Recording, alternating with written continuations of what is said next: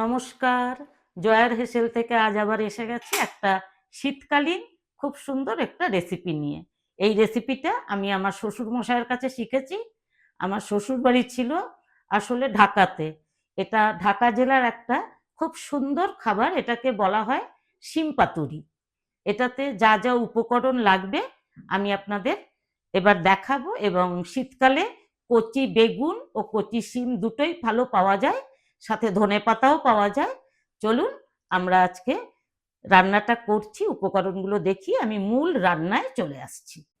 আজকের রান্না যেহেতু শিম পাতুরি, তাই শিম নিয়েছি আমি এখানে 200 গ্রাম নিয়েছি সরু বেগুন, ফোড়নের জন্য কালো জিরে, কাঁচা লঙ্কা, সর্ষের তেল, লবণ, হলুদ, মিষ্টি, আর এখানে 200 গ্রাম ধনেপাতা আমি মিক্সিতে বেটে নিয়েছি। আমার তেল গরম হয়ে গেছে, বেগুন ছেড়ে দিচ্ছি।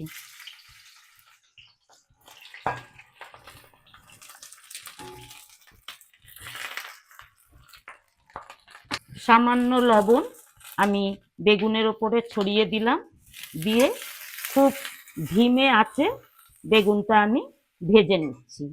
এবার সামান্য ঢাকা দিয়ে আমি 5 মিনিট বাদে আবার ফিরে আসছি।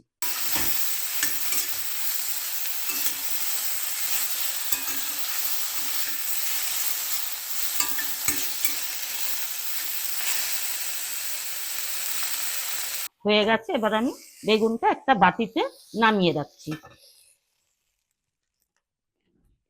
আবার কড়া বসিয়ে দিয়ে আমি দিয়ে দেব 2 চামচ মতো সর্ষের তেল। আমি এই ফোড়নে একটি কাঁচা লঙ্কা ও কালো জিরে দিয়ে দিলাম, আর একটা কাঁচা লঙ্কা আমি ধনেপাতার সাথে বেটে রেখেছি। আপনারা নিজেদের স্বাদ মতো ঝালটা দেবেন।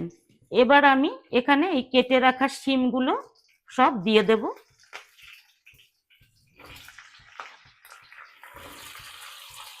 ফিরে এসেছি। এবার শিমের মধ্যে আমি পরিমাণ মতো লবণ এবং হলুদ দিয়ে আবার ঢাকা দিচ্ছি, যাতে শিমটা একটু নরম হয়ে যায়। 2 মিনিট পরে ফিরে এসে দেখছি আমার শিমটা ভালো মতো মজে গেছে। এবার এই শিমের মধ্যে ভেজে রাখা বেগুনগুলো দিয়ে দিলাম।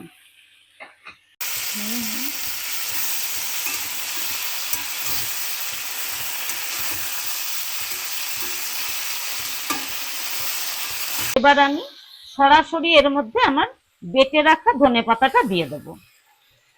ধনেপাতা বাটাটা দিয়ে আমি সামান্য চিনি, এবং আপনাদের বলতে ভুলে গিয়েছিলাম, এখানে আমি গোবিন্দভোগ চালের গুঁড়ো রেখেছি 1 চামচ।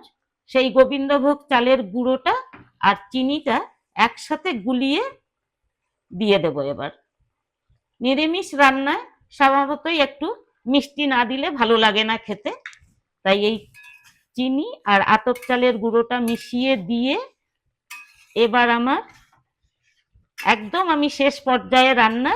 এবার দিয়ে দেব একটু কাঁচা সর্ষের তেল, ওপর থেকে ছড়িয়ে দিয়ে দেব। আমার শিম পাতুরি রান্না কমপ্লিট। আমার শিম পাতুরি রান্না কমপ্লিট হয়ে গেছে। শীতকালে একবার করে দেখবেন,